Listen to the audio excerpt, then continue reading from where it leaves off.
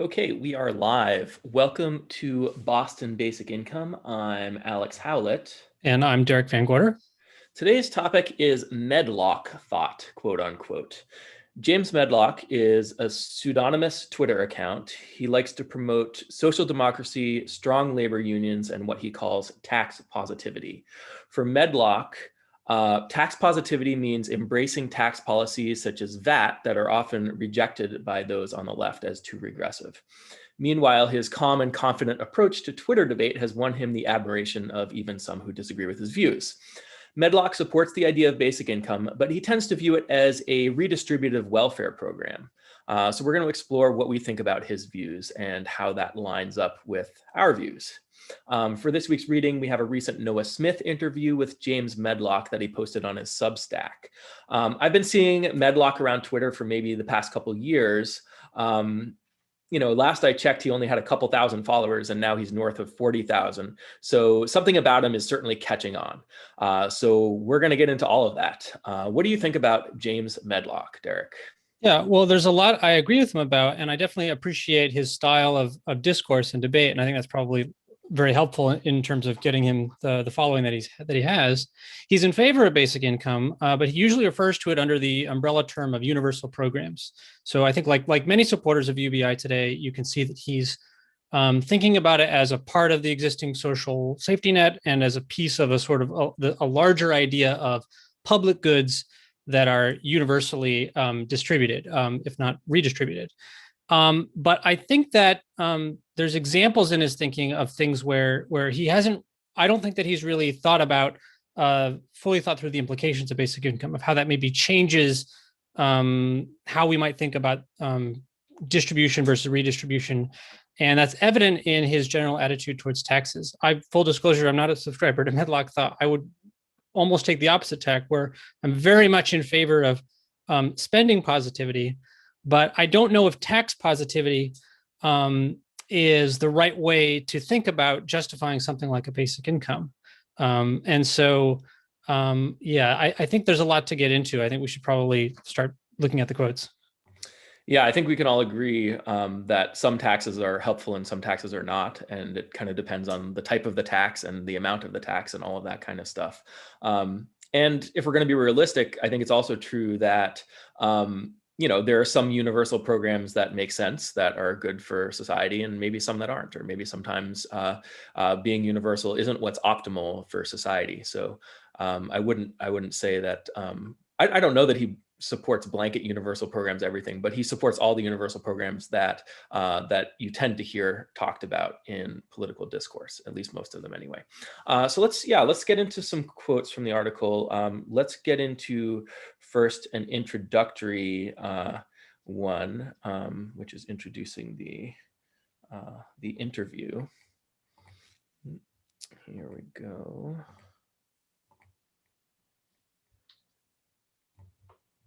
Instead of the usual Twitter routine, denunciations, anger, etc., Medlock has thrilled people with his relentless calm and the power of his simple message. That message is that people simply need more money, and we know how to get it to them. Universal programs, higher taxes, and stronger unions. So I agree with you. I like what you said about his kind of calm and measured and friendly approach on Twitter. I hope that he is part of starting a trend of more of that. In terms of his simple message, it is simple and straightforward, so it's easy for us to talk about. People need more money. I think you and I agree with that. The way we think about basic income here is that the mechanisms by which we get people their money are broken and inefficient, and basic income is a more efficient way to do that, right? Like, it's not a particular amount of money, it's a way of getting people money. And that would be true even if people didn't need more money per se. We would still want to get it to them more efficiently. So basic income isn't just an answer to how to get people more money, it's an answer to how to get people money well, so to speak. So more money, we know how to get it to them. So his answers to how we get it to them is perhaps different from our answer of how to get it to them. Our answer is basic income unless you need to do something like change an incentive somewhere or something like that, and then you lower the basic income and pay people to do things, or that kind of thing. So his answer in terms of universal programs like basic income certainly counts as that. There are other universal programs that don't really get people money, but they might get people the things that they might have to buy with money today. So for example, healthcare or maybe housing. I think you and I would say that housing is probably something that can be allocated by the market if people have enough money, whereas maybe certain aspects of healthcare, not so much. So you would need a universal healthcare program on its own that's different from the basic income. So universal programs, higher taxes, and stronger unions. So higher taxes, different taxes have all kinds of different effects, right? Some taxes allow the government to spend more money. Some taxes, like the example that we often bring up of a carbon tax, don't allow the government to spend more money. They force the government to spend less money because there's less of the resource of carbon available for our productive economy to use, that kind of thing. And stronger unions is an interesting one because it's a really worker-centric, the labor market is a worker-centric way of getting people money. So I think I would say, or I would definitely say, that basic income allows us to get people money directly so that we don't have to use the labor market as a tool for getting people money. So stronger unions kind of play into this idea that the labor market and jobs are our mechanism for getting people money. So those are my thoughts on that initial kind of framing quote there. Yeah. And I mean, I think you're right that basic income is a more efficient way. So even if we're leaving aside the question of how much money we want to give people, basic income can help with that. The tricky part here is I'm really kind of confused, and I'd like to ask James Medlock, what exactly is the relationship? Does he think the relationship is between taxes and the spending part, the distribution part? Because that's, I think, on the fundamental level what we're questioning. We're questioning if are we framing the positivity of taxes entirely in terms of the distribution they're supposedly going to allow for us? Because this interview does seem to suggest that at certain points, and so I would want to know from him, like, really push him on, is there something useful about tax in and of itself? Now, obviously, like you're saying, different taxes affect the economy in all kinds of different ways, but undergirding his sort of positive view of taxation is, I think, you can't really get away from this idea that higher taxes is directly related to allowing us to spend more. That's at least certainly seems to me how he phrases it, but he does walk that back in a couple of interesting places, like Bethany talks about in the chat, where he's talking about MMT. We'll get to that. But I just, I think clarity on that would be helpful, and that's not really what I'm getting from him in this interview. Yeah, I mean, I think he basically kind of takes for granted the mainstream view that if the government taxes more, they can spend more because they take that money and then they can redistribute it. So it's all about taking something that's distributed in a certain way and redistributing it in another way. He calls himself a social democrat, and they generally think of the economy as working okay. It's just that certain things need to be redistributed so that people aren't left too far behind. So that's kind of like the social democratic view, and countries like the Scandinavian countries and places like that are examples of this in practice, where they're capitalist economies and they have strong safety nets and universal programs and strong redistribution. And I think that's kind of what he's going for. It's kind of this pragmatic thing that we already see in the world. And he's maybe not thinking too deeply or worrying too much about monetary theory or anything like that. Yeah. Okay. So let's I want to bring up a quote and just to get started here. So he says, okay, we shouldn't get caught in a loop where we reject every tax because there's another tax more progressive than the last, because that would end up with a tax solely on the single richest person in the world. Too much of the tax discourse is focused on tax side progressivity when we really should be focusing on overall system progressivity. And I think we can kind of agree with him here. I certainly see where he's coming from. It doesn't really make sense, right, to talk about what is the effect of this tax in isolation. I mean, that's a perfectly useful thing to do. But if, let's say that you're, implementing a VAT tax and simultaneously implementing a basic income, well, then, the overall effect of that could be highly progressive. right? Whereas if you were just looking at the VAT, you might say it's regressive. We though like to separate the things, right? And say, well, clearly the benefit is coming from the basic income part and not from the VAT part, right? And so then it's a question of whether it's politically or economically necessary to have the VAT. That's sort of a separate question. But then I think we can at least agree with him here that what we want to be focusing on is what are the overall effects of the economy? How is the economy working in aggregate? Yeah, I think that's right. And in particular, when we're talking about the VAT, so we did a whole Boston Basic Income on value-added tax a while back. So if people are interested in that, I'd encourage you to go check that out on our YouTube channel. Now, the thing about the value-added tax, so for people who aren't familiar, value-added tax is essentially the same thing as a sales tax. So a 10% VAT means that 10% of what you spend on goods and services in the economy gets taxed away. So the problem with thinking of VAT as regressive, if you just look at, a VAT or a sales tax on a particular thing like carrots or something like that, and you do a 10% sales tax on carrots, then the price of carrots is going to increase by some amount, depending on how much of the burden falls on consumers and how much the producers have to kind of lower their prices in the supply chain or something like that.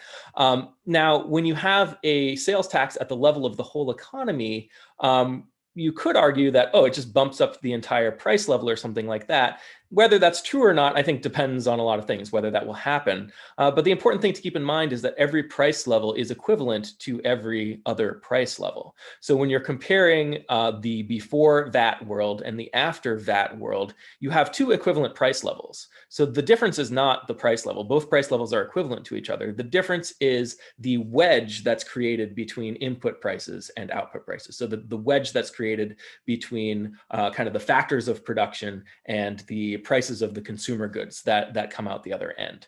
So the mechanism by which sales tax is often argued to be regressive is that it increases prices, and consumers who are lower income end up having to spend a higher proportion of their income towards that tax.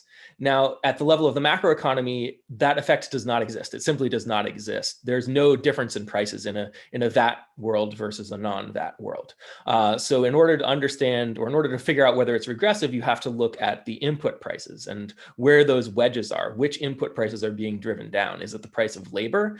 Is it certain poorer laborers whose wages are being driven down further? That kind of thing. It can get really complicated really quickly. But I don't think it makes sense to view an economy-wide VAT, even on its own, regardless of what you might pair it with, whether you pair it with a basic income or anything like that. It's simply not correct to view it as a regressive tax. It is neutral with respect to the price of consumer goods. So you don't have that effect that's often associated with VATs and sales taxes that are done at a more local level or done on specific goods, that kind of thing. So that's something to keep in mind. But I do agree with your overall point that we need to look at the overall effect of the economy. Now, is something like a VAT going to allow the government to spend more? Is it going to allow them to have a higher basic income? So that's an interesting question too. There's two main effects of this tax. One is that wedge between input prices and output prices that I mentioned. And then also in the post-VAT world, now you have an additional sink of money leaving the economy, going back to the government. So that's what people who believe that taxes fund government spending emphasize. That's what MMTers emphasize. They talk about, taxes removing money from the economy. But when you introduce a tax, you also have to pay attention to how it affects the other sources and sinks in the economy. What are the other sources of money? Where is money going? So if you introduce a tax and it causes people to save less money, saving, people just throwing money on their pile of gold coins or whatever, that's a sink, right? That money is gone. It's not in the economy anymore. If they're saving less, then potentially, even though a tax introduces a place for money to go, it might remove another place for money to go. And I don't really know how that would work with respect to the VAT, but it's something to pay attention to. So there's that. There's the sink that the VAT introduces, and then there's the difference, the wedge between input prices and output prices. So that wedge actually makes it more expensive to produce. It's a tax on all production in the economy. So if you look at that effect alone, the VAT is actually going to reduce the economy's productive capacity. And it's going to reduce the amount of spending the government can do. It's going to reduce the amount of spending that consumers can do because there's going to be less stuff for everyone to buy. So that's just something to pay attention to with the VAT in particular. That was a bit of a tangent there. But he's making good points that we want to pay attention to the overall effects. And when he says, that the most progressive tax would just tax one person, which is almost the same as taxing nobody. I think that's an important point to pay attention to too. It's certainly not the case that maximally progressive taxes are always going to get the best results for the poorest people. And if you're not worried about funding government spending with the taxes, you really have to look at the macroeconomic effect of the tax to figure out what the government can do for the benefit of the poorest people and how that tax affects that. Yeah, that's a good point. Let me move on to the next section here. I want to tease out a little bit more about how he feels about the VAT. So he says he worries that in the long term, if the left rejects things like VATs out of hand, we'll be stuck doing kludgy ACA-like reforms that are designed to minimize explicit taxes by relying on public-private partnerships, mandates, and means testing rather than clean social democratic approaches along the lines of Medicare for all. We shouldn't prioritize low prices on consumer goods over the provision of plentiful public goods. So I thought that was interesting at the end there. He's trying to draw a distinction between, he's saying low price on consumer goods, that's not what we should care about. We want to make sure we have plentiful public goods. I'm curious what exactly he would draw as falling into that category. Clearly Medicare for all, right? But I sort of wonder, like, to what extent do consumer goods serve a public function, right? Or a social function, or anything else that we're all sort of all on the same page about with him that we agree on. Why is it that, why wouldn't his emphasis be on the provision of consumer goods, I wonder? Yeah, it's an interesting question. Obviously, the point of the market economy is to provide goods and services for consumers. But I'll point out here again that he's making the same mistake about the VAT. If you don't have a VAT, that doesn't mean you have lower prices for consumer goods, right? All price levels are equivalent. So if you remove the VAT, you have to look at the other effects. So it's not a trade-off between prices of consumer goods and being able to fund these more kind of universal programs, social democratic programs. It's not even clear to me that introducing a VAT will allow you to fund more of that stuff because it makes production more expensive in the economy. So I agree with his sentiment that you don't want to dismiss something out of hand without looking at how it integrates into the whole system. I just don't think he's integrating VAT into the whole system, maybe in a proper way. But there is also, there are real trade-offs here. There are trade-offs between consumer goods, between what the market does and the resources that the market allocates, and then resources that are allocated by the government. So that's a real trade-off, right? If the government is allocating more resources and using more resources, that leaves less for the market.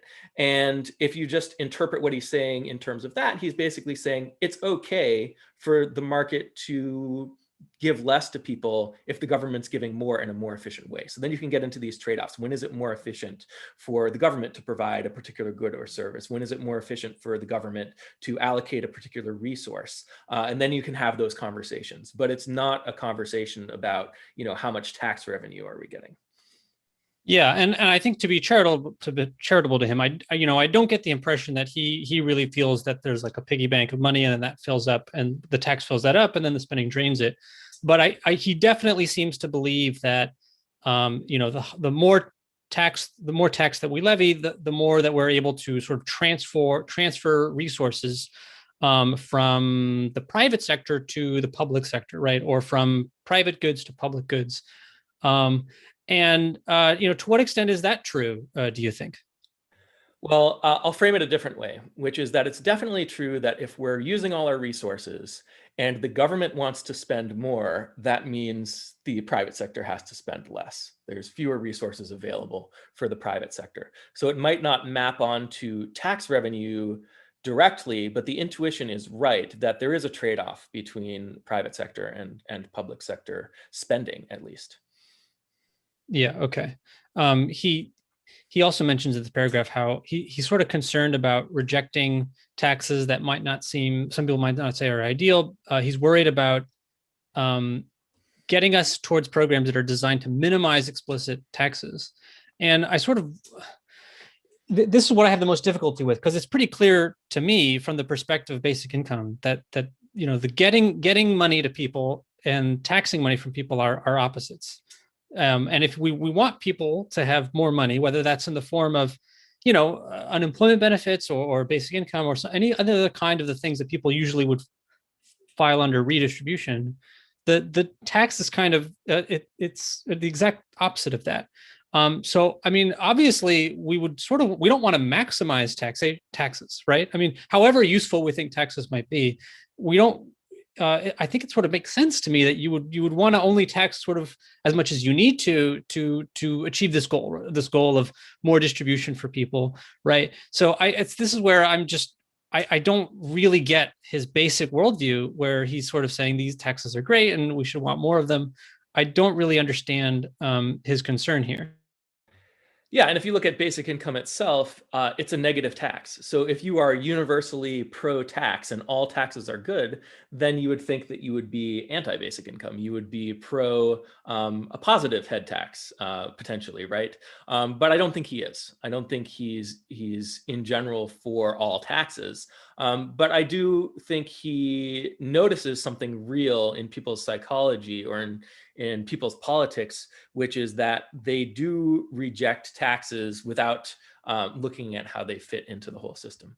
So even if you take the example of a VAT, and let's say you have a local city who is part of a greater currency zone, part of a greater economy, and they want to implement a VAT and a basic income. Even there, you might see people saying, hey, this VAT is terribly regressive. We don't want it because it's a regressive tax that hurts the poor.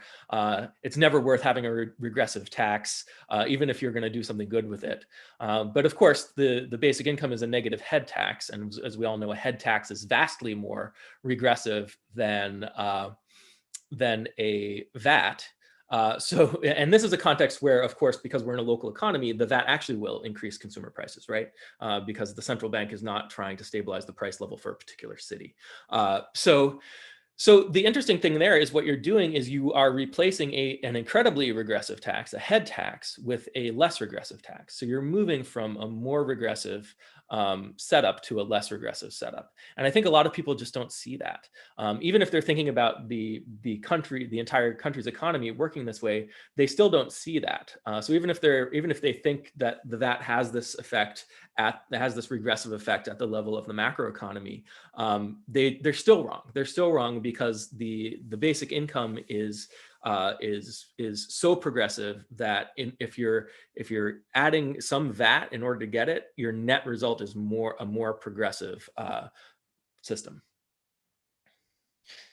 Yeah. Okay. So let me move on here. So Bethany asks in the chat about, was there any other thing you want before we move on? Anything else about the VAT here? Because I understand you have a pretty nuanced and controversial take on it compared to most people. Yeah, I would say that at the level of the macroeconomy is probably bad.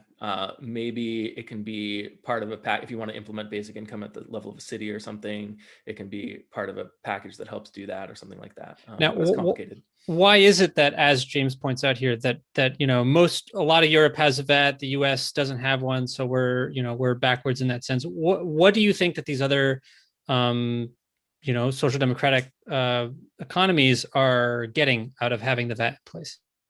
Well, I mean, it's an easy way to generate money. If you're in a situation where you kind of have to collect the tax revenue in order to spend, and a lot of the European countries are because they're in the European Union and they don't have fiscal authority at the level of the monetary authority. So they do have to kind of get their money from somewhere. It's like implementing programs at the level of city or an individual state in the United States. So VAT is a really efficient way to generate a lot of tax revenue.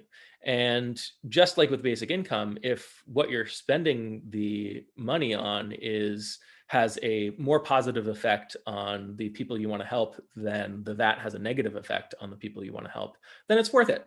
And I think a lot of them have made this calculation. A lot of these countries have made this calculation and they've decided that it's worth it. They're not like unnecessarily hurting the poor or something like that.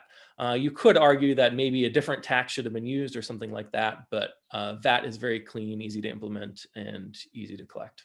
It's also, like he says at one point, low salience, right? So people, they don't really think about that they're being taxed because it's built into the price of a good or something like that. It's included in the price, and so that's interesting, right? But that goes to your point where, like, yeah, if you're in a situation where you have to find a way of raising a bunch of cash in order to increase the government spending, then that's conceivably a way to do it. But what's even lower salience than a VAT tat is not having a VAT tax at all and just spending the basic income if you're in a position to do so.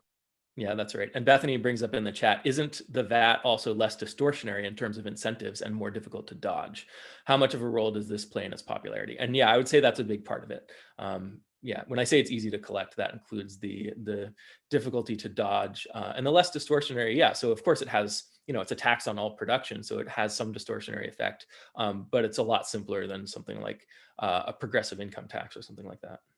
Yeah, so we want him to just kind of cut out the middleman and spend the basic income directly. But his objections to that, I guess, I found it interesting in the article where he starts talking about MMT, because I think that gives us a little clue to how he might object to some of the things that you or I might say.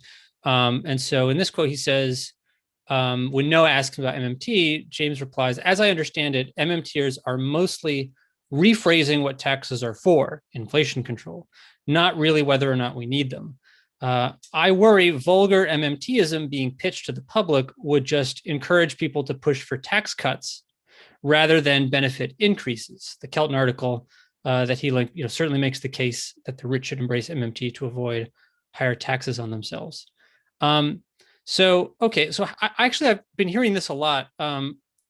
What do you make of this critique of MMT, which I think could also maybe be applied to CMT, which is that it's a semantic difference, right? It's whether taxes are being used for something else, whether they're actually funding the spending, that's not super important.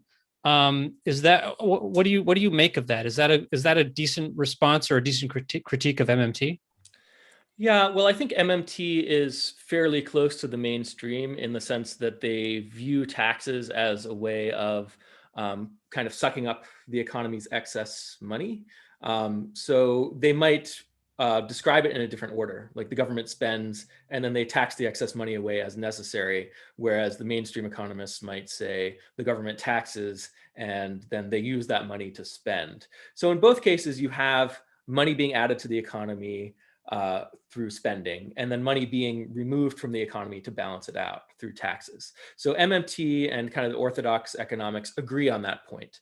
So I think that's what Medlock is saying when he's saying that it's mostly a rephrasing of what taxes are for. So the problem is, and I think the orthodox economists would agree with this, is that if you spend too much without taxing, then you get inflation. So MMTers just emphasize kind of that the spending comes first. I'm not sure how useful that is. It might help you realize that, oh, well, maybe not all of the money needs to be taxed back because it accumulates in the economy. People like to save it or something like that. So it can maybe help make those insights a little clearer, whereas the kind of mainstream view is that you really have to balance spending with taxation. Otherwise, you're running a deficit and you're making a mistake and bad things will happen eventually or something like that. So I think that's the biggest difference for MMT. I can kind of see why MMT gets accused of making a semantics argument because of what you're saying here. So if you're saying that, okay, well, it's okay, the government creates the money and then the tax is just to control inflation, right? It's to remove this excess.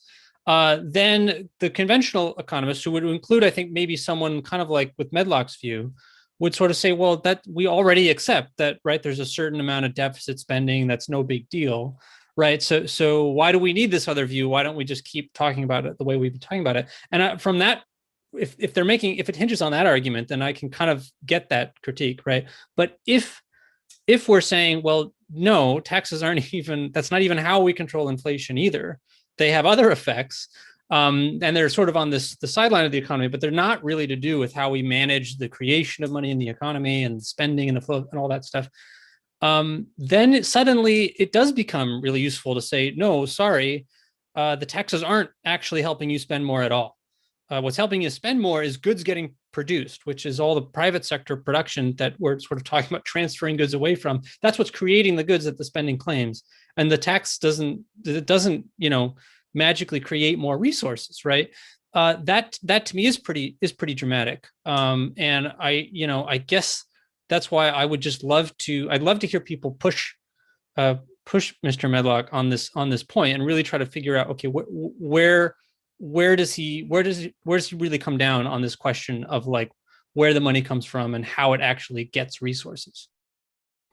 Yeah, if you ask central bankers how inflation is managed, they're going to talk to you about interest rates and credit expansion and contraction in the financial sector and stuff like that. And none of that is taxes, right? So if the central bank raises interest rates, that is, that reduces the amount of money that's being created in the private sector and being introduced into the economy by the private financial sector.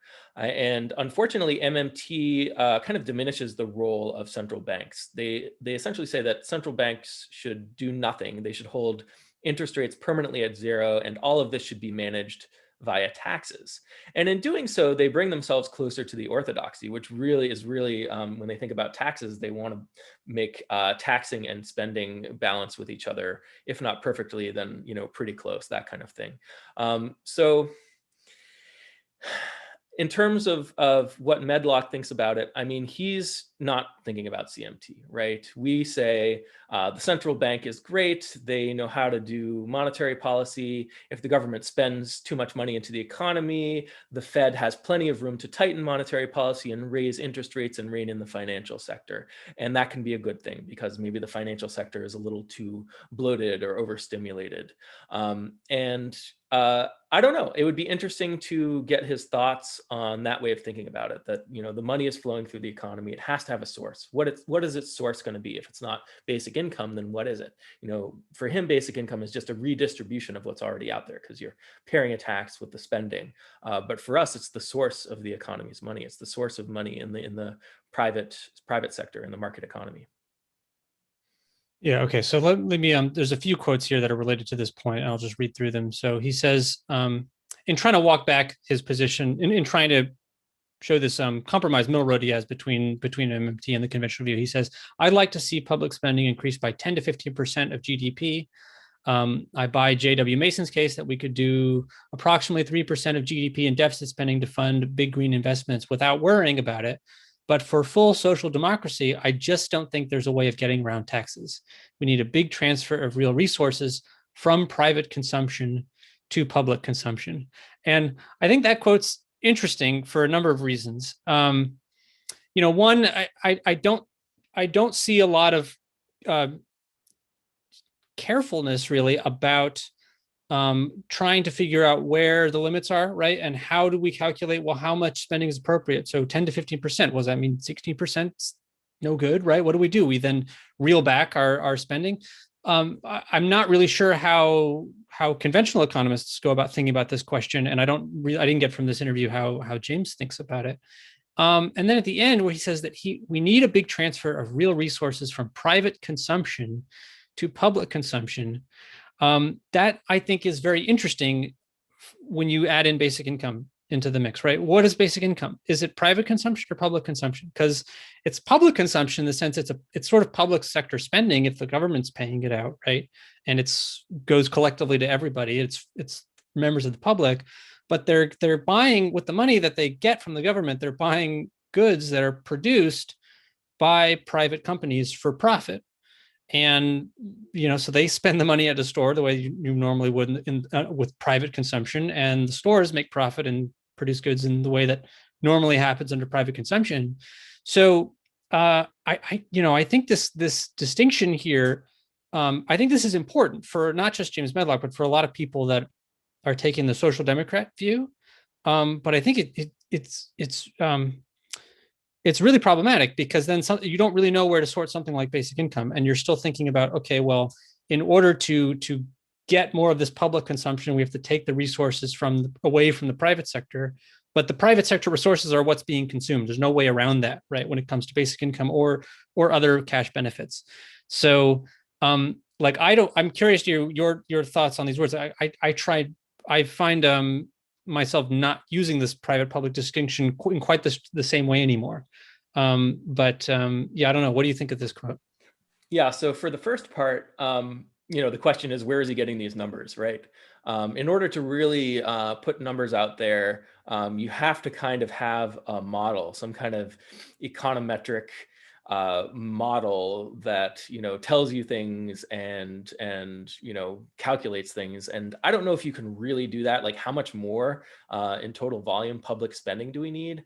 I think that's really, really hard to say. I think I think it's much easier to kind of reach for what the optimum is. We know we need more. We know we need the government to spend more, to activate more resources for the public good. So we can start going in that direction, and then we can get to a point where maybe it's like, oh, maybe we don't need more anymore. And I think that's something that's actually doable in the real world. You don't have to have a fancy econometric model in order to do that.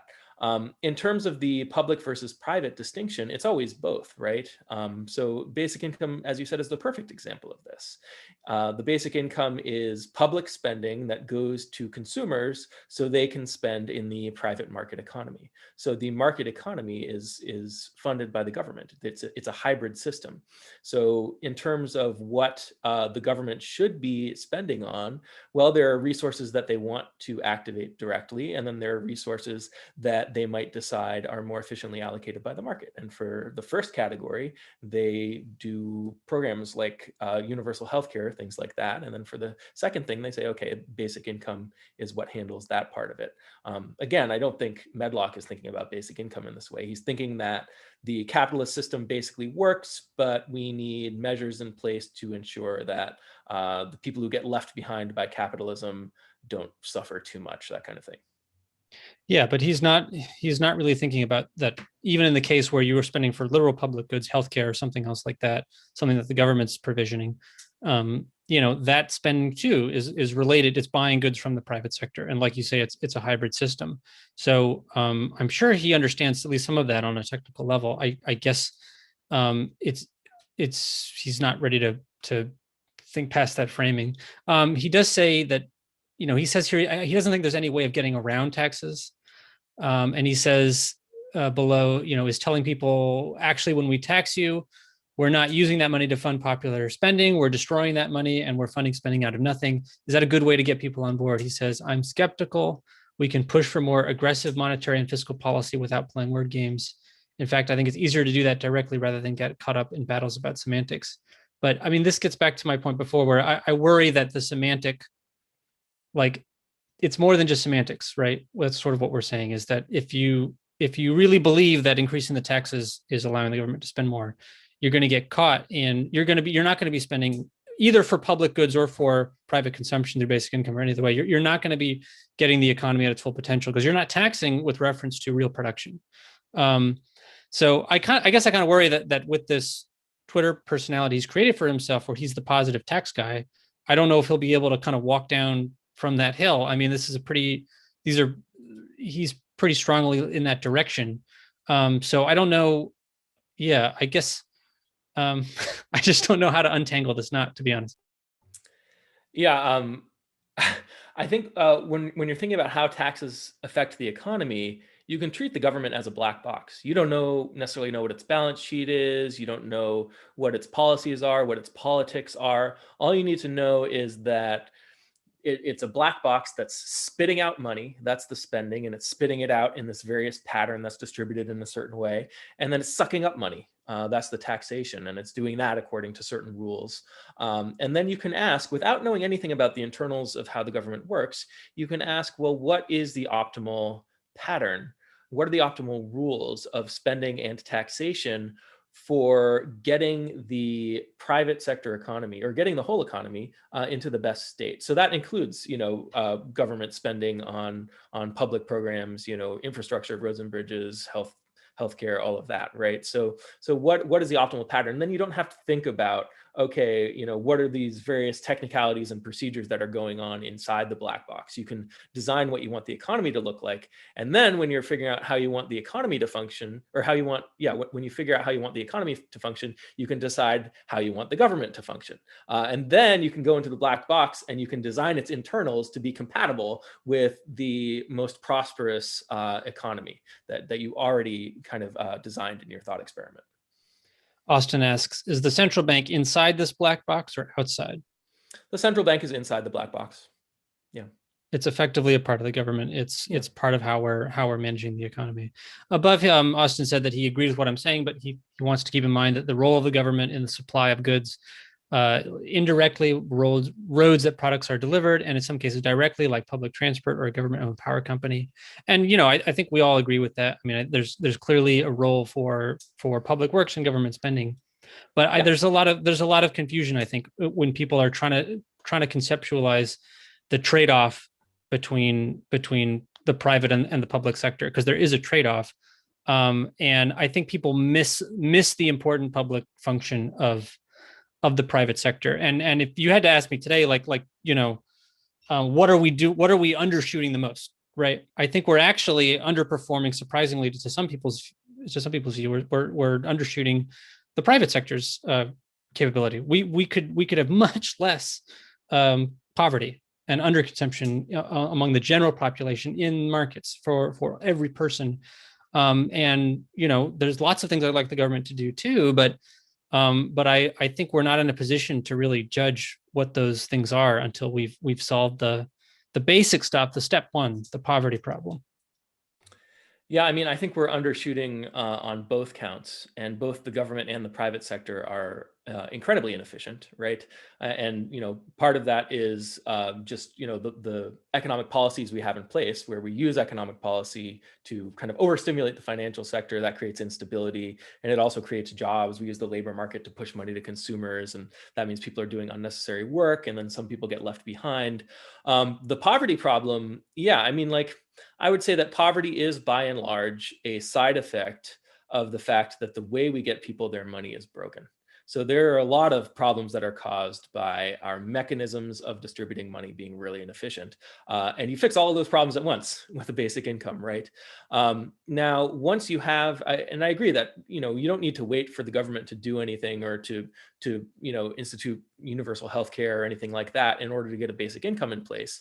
You can get the basic income in place, you can kind of max it out, and then you can say, okay, all of our resources are being put towards their most efficient, most productive uses in the private sector. Then you can start asking, well, maybe there are some trade-offs here, and maybe we would be better off if we took some of that private sector economic activity and moved it into the public sector. And I think this is what Medlock is emphasizing, that we need a balance of both. We need the right balance, and it's not just the case that we've balanced these things incorrectly. On both sides, there's inefficiency, and we can fix that inefficiency on the private sector side, on the market side, largely through basic income, but also through eliminating the other mechanisms that we have in place to kind of compensate for the absence of basic income. So I would put minimum wage in there. With a basic income in place, the lower the wage level, the more freedom people have, right? So lower wages is a sign of more prosperity, because it means that a lower proportion of your income is tied to a job, and you're less beholden to an employer for your income. So that's generally a good thing. I mean, we talk about boosting wages a lot in our political discourse, but really what we want to boost incomes, and we want to minimize the extent to which that's tied with an obligation, like only force people to do things when we really need that work done, that kind of thing. One thing that we didn't talk about, Austin's talking a little bit about politics and scarcity thinking among the political debates. Medlock talks about this a little bit. He's towards the beginning of the article, he says that actually the reason why he got into economics, Twitter debates, and all that stuff was because he was trying to figure out, well, what should the left do specifically when the left gets political power, and obviously this whole tax positivity thing has a political dimension to it too. Taxes are popular. Some people like taxes, some people don't like taxes politically. This is where I think it's funny to me, because to me it's pretty obvious that there's a lot of people who just on a political level don't like taxes, right? They're not on the left, they're usually on the right, and they complain about the government taking money from them and that sort of thing. And so Medlock is coming in and trying to reframe the discussion, where we say, okay, look, this isn't bad. This isn't just something that you have to suffer through. Taxes are good for the economy, for society, for everybody. We should like these taxes. We should have better taxes, more taxes. But the problem, right, is like, I mean, I guess the analogy I would use, it's kind of like if a doctor gives you a shot, the doctor isn't going to say like, it's not going to point to something that's obviously painful and say, okay, this is going to be great, you're going to love it, it's the best thing in the world. They tell you, no, this is necessary and it's important for your health. And that's sort of how I would view responsible tax policy, is that, look, obviously we're taking money away from some people, maybe you specifically, maybe someone else. They're not going to like it, but we're doing it for this greater purpose. That makes sense to me. But politically, I don't know if it is. I don't know where people get this idea that taxes are great and fun and we should all like to get taxed. I mean, everyone complains about doing their taxes to some extent. So I think it's interesting how there's this sort of movement to frame taxes in a more positive light. Yeah, I don't know. What do you think about that? Well, yeah, I mean, there's a lot of ways to look at taxes. One way to look at them is that they're the fees you pay for citizenship in the country. So you're part of this club and you pay a membership fee. The club is that you get to be in this country and have all the benefits. So you get to drive on the roads and live in the houses or whatever. Now, obviously, the problem with that is that we don't have open borders in our world. So you don't have a choice about where you live. Something like this could work pretty well. This kind of framing could work pretty well at the level of an individual city. Like, if you don't like the taxes, you can leave. It's not, obviously it's not quite as simple as that, but you could imagine that it could be more in that direction, that, hey, people are paying in order to live here. And that is, they're doing it because the benefit is worth the cost. And maybe there's even market incentives there where the city wants to attract people and wants to generate a profit, and they're not going to be able to unless they make it worth the price of living there. So then if the city fails to provide benefits that exceed the cost of the taxes, then people just leave and the city dies or something like that. None of this really works in a world where you just have people who are poor and need support, right? All of this works better in a world where people are more free to move, where people have money, where you have something like a basic income. But yeah, that's just one way of thinking about taxes. And then another, like the thing about this kind of thing and collective action problems in general is that you might make a decision about what rules people have to follow, and you might even do that democratically, so everyone has a say. But then the people who didn't vote for those rules, they don't really get the thing they want, and then they're going to complain about it, and that's always going to be true.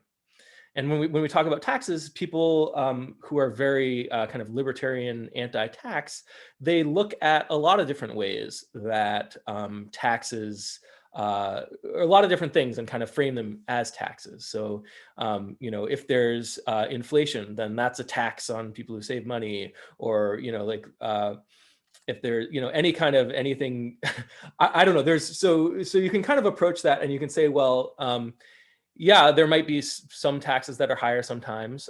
If you want to convince someone like that to support a basic income, just show them how it's a negative tax. It's the opposite of a tax. It gives everyone money, right? And I think I think a lot of times people view the taxation as a tax, but they don't view the spending as the opposite of a tax. And even when the net effect would benefit them, they still see the tax part.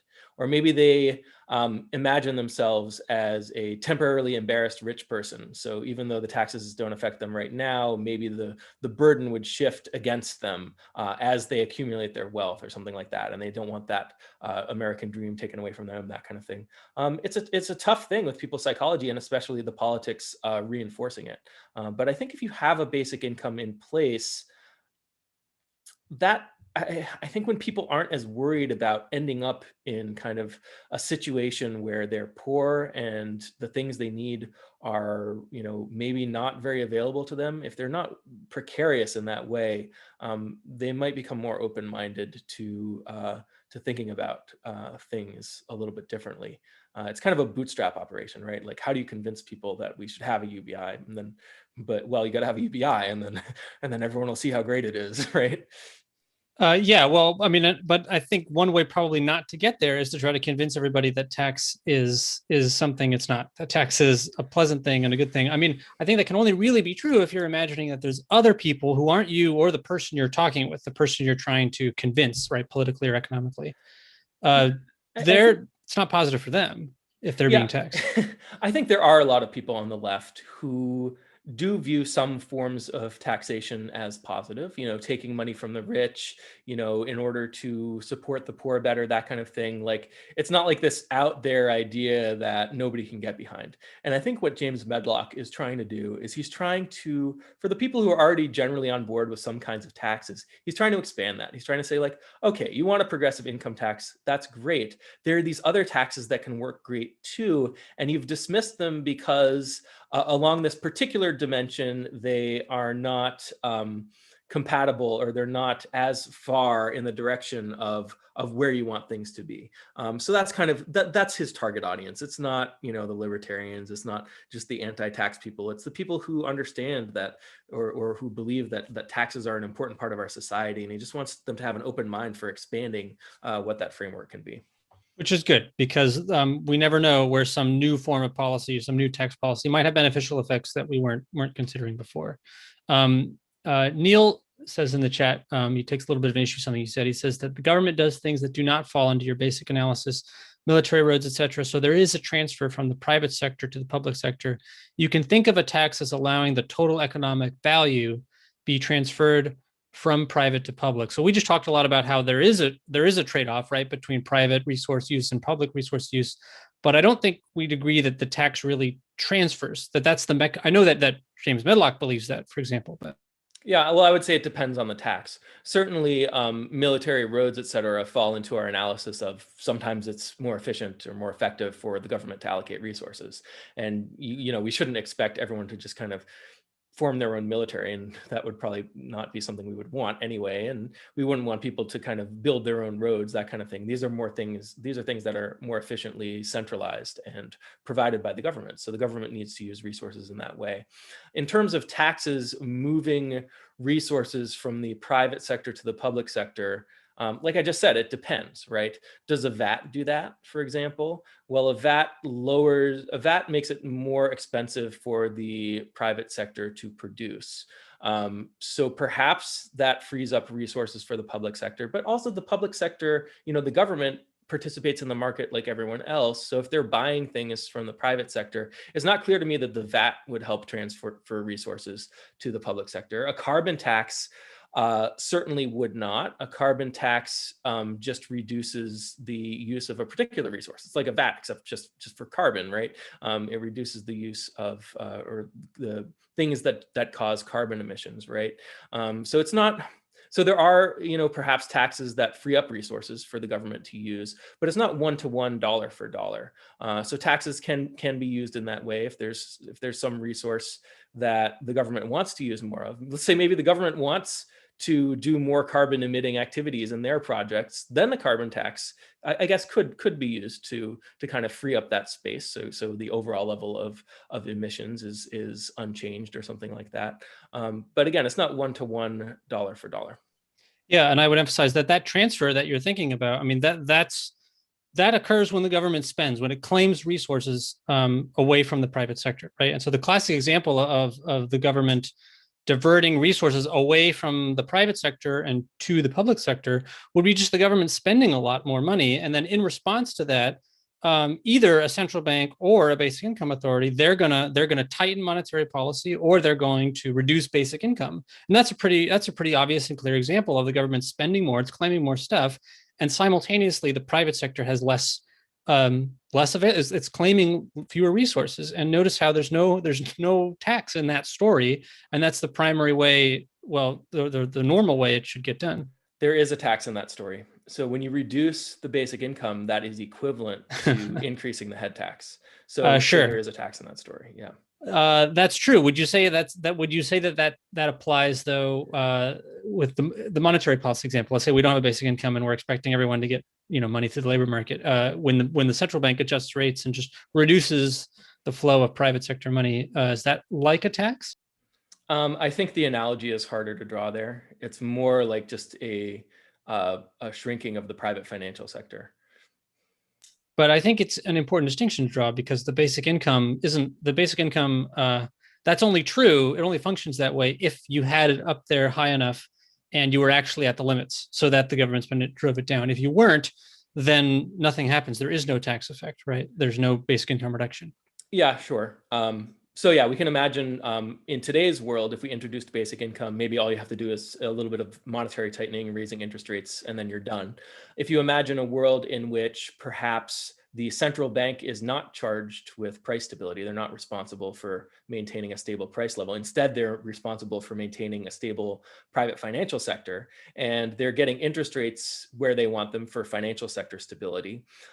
Then you still need a stable price level, of course. So maybe the Basic Income Authority is responsible for that. If the fiscal authority spends more, then the basic income has to be reduced, that kind of thing. Any other what's overall, what are your thoughts on Medlock Thought? Have you seen any examples of this coming up besides James's account on Twitter? Yeah, well, he has a lot of followers. So there's certainly people in the basic income discussion who think about basic income the way James Medlock does, as a redistribution mechanism. And I would say that that's, if you really drill down, most of the people who think about basic income deeply think about it that way. They think, okay, it's automatically paired with a tax, or it has to be. And the question is, what tax do you pair it with? And then everyone argues, well, should it be a VAT or should it be something more regressive? Andrew Yang, of course, paired the basic income with a VAT. So, that's the perception that a lot of people have about basic income, is that it automatically comes with a VAT. Would that be regressive? No, of course not. It's not regressive on two levels. It's not regressive on the level of the VAT isn't regressive in the first place because it doesn't have this effect if you do it at the level of the macroeconomy. And then it's not regressive in the second place because the basic income itself is a negative head tax, which is, negatively incredibly regressive. So incredibly progressive, right? So yeah, I mean, there's a lot of political stuff around basic income, but I really do think James Medlock is he represents the mainstream left view, but a version of it that's less politically dogmatic. He's trying to be more pragmatic about, okay, we apply these labels to things, and maybe they're true to some extent, but we have to look at the context and how it all fits in. I think that's absolutely right. And if you look at Yang's campaign policy promises, right, like someone like Medlock is someone who's providing sound economic advice kind of from that perspective. So as far as that goes, I think it's very healthy and it contributes positively to the discourse. We're sort of the odd ones out. We're thinking of it in a different way, and I'd love to hear advocates of Medlock Thought and followers of his. I'd love to hear what they would have to say about our objections. But obviously, we're all on the same basic team, and I think I'm glad to see his support for basic income. That's a key difference between him and some other commentators. Yeah, I think Max Guinness is someone who's a basic income supporter who is pretty aligned with kind of the Medlock perspective. So he'd be an interesting person to talk to at some point. I've had some interactions with him in the past on Twitter, and we disagree about a lot of stuff, just as James Medlock and I would disagree about a lot of stuff. But he's kind of a level-headed guy, I think, for the most part. Be interesting to get his thoughts. Any final thoughts, Derek? I think that's mostly it from me. I mean, I would just reemphasize that, while I'm totally with him on the more government spending part, I actually kind of maybe am a little bit on an opposite tack of James. And I would say maybe what the left needs a little bit of is just a healthy dose of tax negativity, or at least trying to understand the perspective of people who don't like taxes that much. Because I think that's important. I think there's an important difference between spending and tax. We don't want to mix those two things up. It's really great to spend and give people money. I'm not so convinced it's always such a good idea to take money away from people. So that's my 2 cents on that overall. Yeah, and maybe more understanding for the people who don't like progressive income taxes. And I think James Medlock is in that boat too, right? He says, like, you love this stuff, these progressive income taxes, but there are these other taxes that are good and have some advantages. So just being more flexible in how we think about these various policy things. So this was a great discussion. Maybe James Medlock will get to listen to it at some point, which would be fantastic. Next week's topic is capital consumption theory with Eddie Chu. So if you've never heard of capital consumption theory, that's because Eddie, I think, made it up. So he's going to talk about he's going to talk about that. And we have an article he wrote from last year, and he's very much interested in the idea of using basic income to get capital allocated more efficiently. So thanks, everybody. Thanks, guys.